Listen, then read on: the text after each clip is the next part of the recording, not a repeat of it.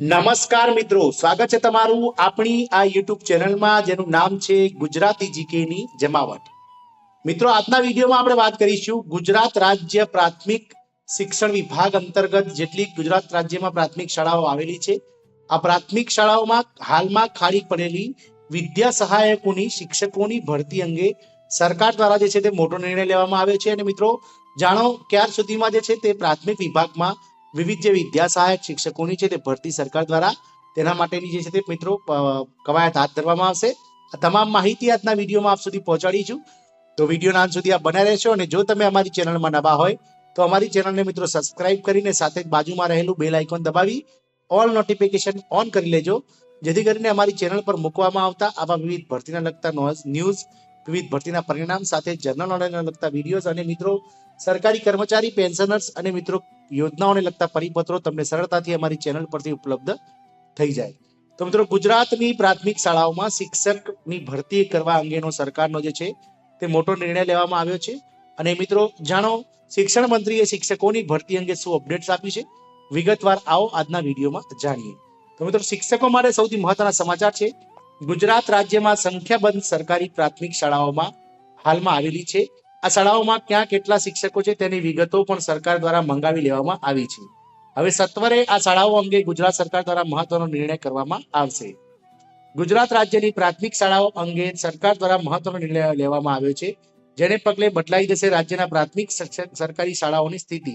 હાલ ઘણી શાળાઓ એવી છે જ્યાં એક જ શિક્ષક આખી સ્કૂલ ચલાવે છે.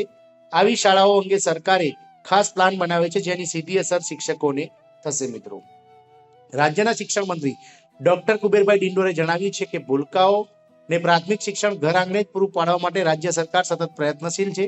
રાજ્યમાં એક જ શિક્ષકવાળી કુલ 1606 એટલે કે 1606 પ્રાથમિક શાળાઓ છે, જેમાં સત્વરે શિક્ષકો મૂકવામાં આવશે. આજે વિધાનસભા ખાતે રાજ્યમાં એક જ શિક્ષક ધરાવતી પ્રાથમિક શાળાઓની વધુ શિક્ષકો મૂકવા અંગેના પ્રશ્નના પ્રત્યુત્તરમાં મંત્રી શ્રી કુબેરભાઈ ડિંડોરે ઉમેર્યું હતું કે પ્રાથમિક શાળાઓમાં ભૂલકાઓનું શિક્ષણ બગડે નહીં એ માટે આવી શાળાઓમાં યોગ્ય લાયકાત ધરાવતા જ્ઞાન સહાયક મૂકવાની પ્રક્રિયા હાથ ધરવામાં આવી છે. સાથે સાથ શાળાઓમાં વડગટ કેમ્પનું આયોજન કરાય છે, જેમાં જિલ્લા ફેર અને જિલ્લાઓની આંતરિક બદલી કેમ્પનું આયોજન કરીને શિક્ષકોને વતનનો લાભ આપવાનો પ્રયાસ કર્યો છે, જેના પરિણામે આ ઘટ જોવા મળી રહી છે. તેમણે ઉમેર્યું હતું કે રાજ્યની પ્રાથમિક શાળાઓમાં શિક્ષકોની ફાળવણી આરટીઈ એક્ટ હેઠળ કરવામાં આવે છે, જેમાં 30 વિદ્યાર્થી દીઠ એક શિક્ષક ફાળવણી કરવામાં આવે છે. વિદ્યાર્થીઓની સંખ્યા ઓછી હોય તેવી શાળાઓ પણ વધુ છે, જેના પરિણામે એક જ શિક્ષક ધરાવતી પ્રાથમિક શાળાઓની સંખ્યામાં વધારો જોવા મળ્યો છે. સંખ્યા આધારિત શિક્ષકોની ભરતી સત્વરે કરવામાં આવશે તેમ તેમણે જણાવ્યું હતું.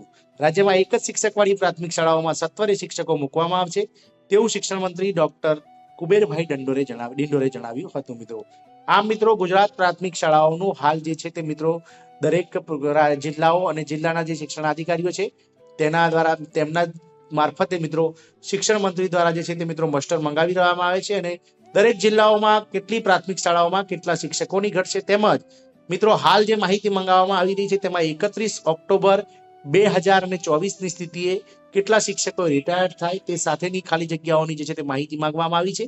એટલે કે આ તમામ જે ભરતી છે તે મિત્રો ક્યાંક ને ક્યાંક ચોક્કસથી સરકાર જે હમણાં જ 2750 વિદ્યા સહાયકોની જે પ્રાથમિક વિભાગમાં જાહેરાત કરી છે તેમાં મિત્રો વધારો કરી અને એ જાહેરાત બહાર પાડી શકે છે. કારણ કે હાલ પ્રાથમિક વિભાગમાં મિત્રો જે જ્ઞાન સહાયકો જે છે તેમને ફાળવી દેવામાં આવે છે, અને જ્ઞાન સહાયકોનો જે કાર્યકાળ છે તે મિત્રો 30 એપ્રિલ 2024ના રોજ સમાપ્ત થાય છે.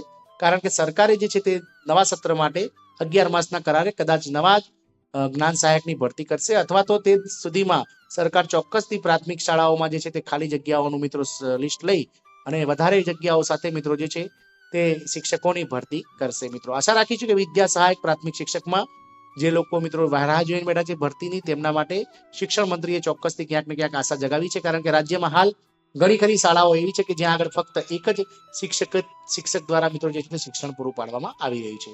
આશા રાખીશું કે વિદ્યા સહાયકની ભરતી ટૂંક સમયમાં શિક્ષણ મંત્રી અને ગુજરાત સરકાર જાહેર કરી દે. જય હિન્દ, અસ્તુ.